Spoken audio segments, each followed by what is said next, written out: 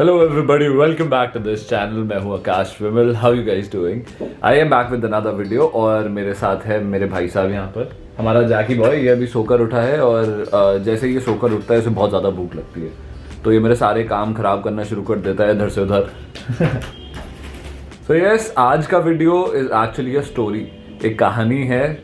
I really wanted to share this क्योंकि इसमें wild life conservation एक बहुत बड़ा पार्ट है. जैसा कि आप लोगों को पता है, मैं अभी बाहर थोड़े टाइम फॉरेस्ट में था, तो वहाँ पे जंगलों में इट वाज अमेजिंग. वहाँ के जो ट्राइबल लोग हैं दे आर अमेजिंग पीपल. उनको गेस्ट बहुत अच्छे से ट्रीट करने आते हैं.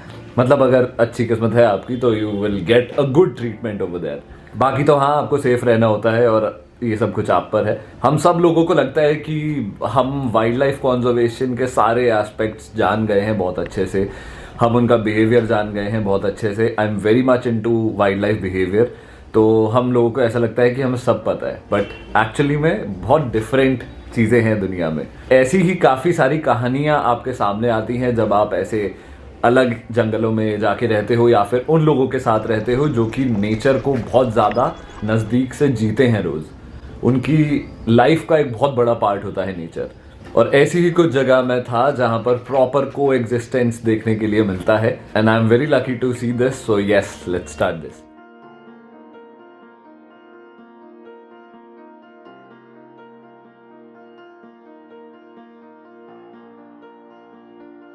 झारखंड में जहां पर मैं रह रहा था उस सेम कॉलोनी में देयर वाज अ होम. थोड़े से डिस्टेंस पे 5-6 घर छोड़कर एक घर था. उसके पीछे पूरा जंगल वाला इलाका था और आसपास भी काफ़ी पेड़ पौधे थे. तो वहाँ पर यूजुअली बहुत सारे बर्ड्स आपको देखने के लिए मिल सकते थे थोड़े थोड़े डिस्टेंस पर ही. सुबह सुबह अगर आप खड़े हो जाओ वहाँ पर छत पर जाकर तो you can spot amazing wildlife over there. आपको बहुत मजा आएगा.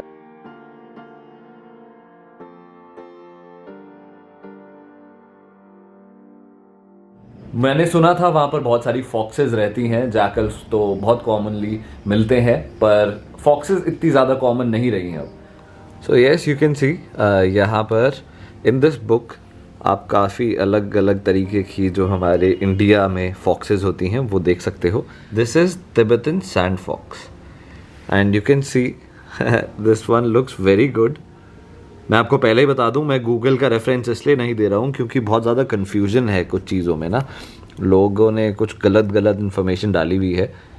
And this is red fox. यहाँ पर you can see the difference between their tails, and here is such a cute picture of two pups playing together. जिनको कुछ ज़्यादा ही इंटरेस्ट है and they want to know more about this book, तो उनके लिए मैं बता दूं this book is Indian mammals by Vivek Menon. And yes, he is quite a great guy और बहुत अच्छी इन्होंने इस चीज़ में बताया हुआ है. अच्छे से याद है जब मैं छोटा था एंड आई एम श्योर आप भी काफ़ी लोगों ने लोमड़ियों को देखा होगा जंगल में, बट अब they are quite rare to find. मैं वहाँ पर काफ़ी टाइम रहा और मैं एक को भी स्पॉट नहीं कर पाया. पर जैसे ही शाम से रात होती है वहाँ पर आती है एक फॉक्स. वहाँ के लोग उस फॉक्स को बहुत अच्छे से जानते हैं. वो एक इंडियन फॉक्स थी, शायद से इंडियन रेड फॉक्स थी वो. पीपल डोंट रियली नो कि इतने सारे तरीके की लोमड़ियां हमारे देश में मिलती हैं. वो लोमड़ी वहां पर रोज आती है, शाम को काफी बार आती है. वो एक ट्राइबल फैमिली है जो कि उस लोमड़ी को बहुत अच्छे से जानते हैं. वो लोमड़ी उनको परिवार समझती है. मैं वहां पर गया अपना कैमरा लेकर, तो वो थोड़े से लोग थोड़े से रिलक्टेंट थे. They were not really comfortable with the camera, तो इसलिए ज़्यादा मैंने उनको रिकॉर्ड करने की कोशिश नहीं की. But I surely recorded. हर शाम को वहाँ पर एक लोमड़ी आती है और उसको वो रोटी खिलाते हैं और वो रोटी लेती है, वो वापस चली जाती है. फिर वो कुछ देर बाद खुद आती है जब उसकी वो रोटी ख़त्म हो जाती है. अब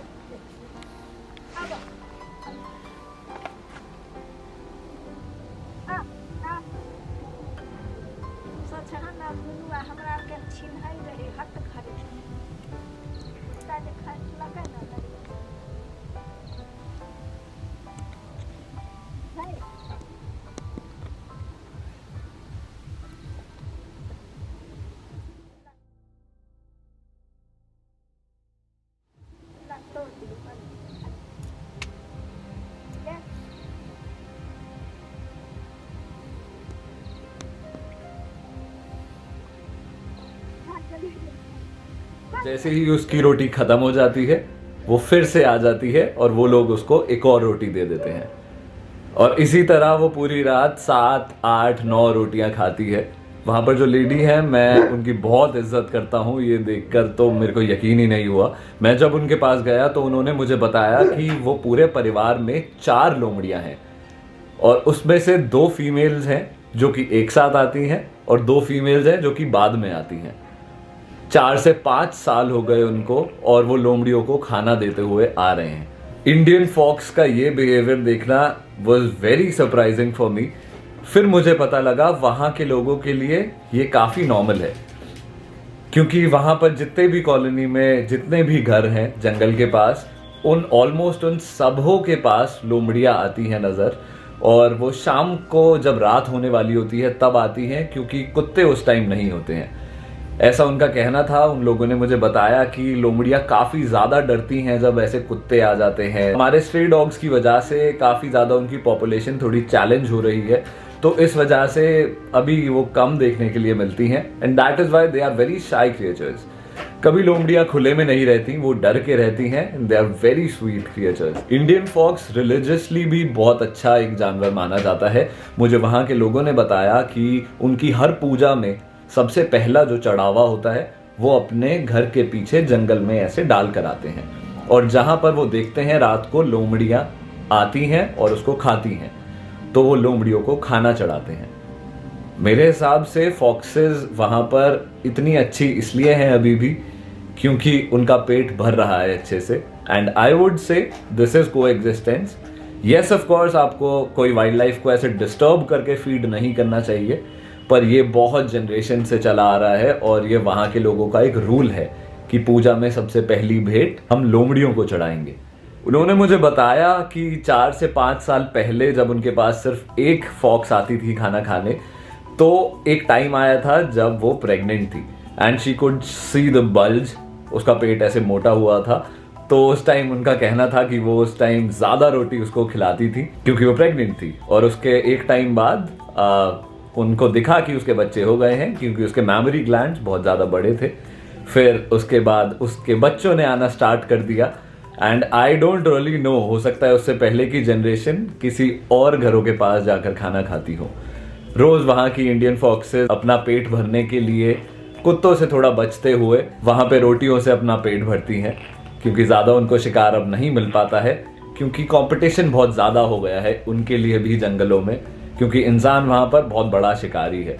तो कम ही चीजें बचती हैं इन बेचारों के लिए, पर तब भी ये गुजारा करते हैं। काफी लोग समझते हैं फॉक्स एकदम ही अलग जानवर है, पर नहीं, ये फैमिली से बिलोंग करते हैं कैनाइन्स की, तो ये डॉग से रिलेटेड होते हैं।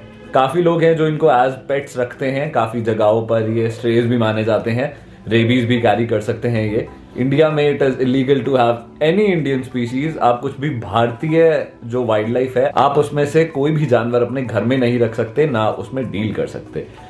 सो आप सिर्फ वीडियोस देख सकते हो, जैसे कि मैं देखता हूँ रशिया के अमेजिंग वीडियोस। कनाडा में लोगों ने बहुत सारी फॉक्सेस पाली हुई हैं। इसी तरह से अभी कुछ टाइम पहले एक स्टडी हुई थी अबाउट सारस क्रेन, रेड सारस क्रेन। बहुत ही स्पेशल बर्ड है ये इंडिया के लिए, क्योंकि सबसे पहली स्टैम्प्स जितनी छपी थी एक आजाद भारत की, उनमें से काफी स्टैम्प्स सारस क्रेन की भी थी।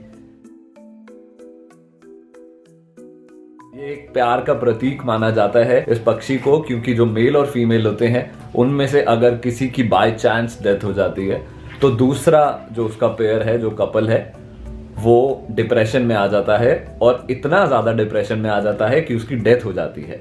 ये international union of conservation for nature के अकॉर्डिंग ये थ्रेटेंड स्पीशीज है।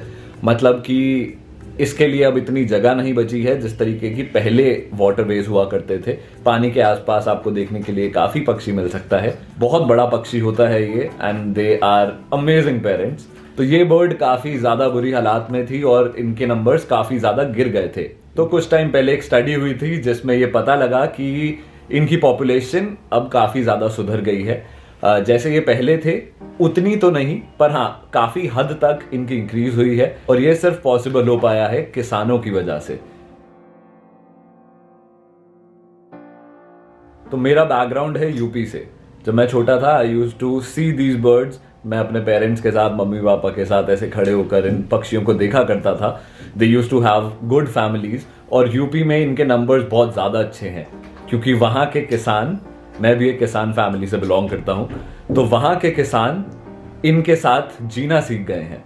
आप काफ़ी बार देख सकते हो एक किसान एक खेत में काम कर रहा है और उसके साथ में ही एक सारस क्रेन या 2 सारस क्रेन खड़े होकर वहाँ पर कीड़े खाने की कोशिश कर रहे हैं या फिर ऐसे ही रेस्ट कर रहे हैं। दिस इज कॉल्ड को एग्जिस्टेंस।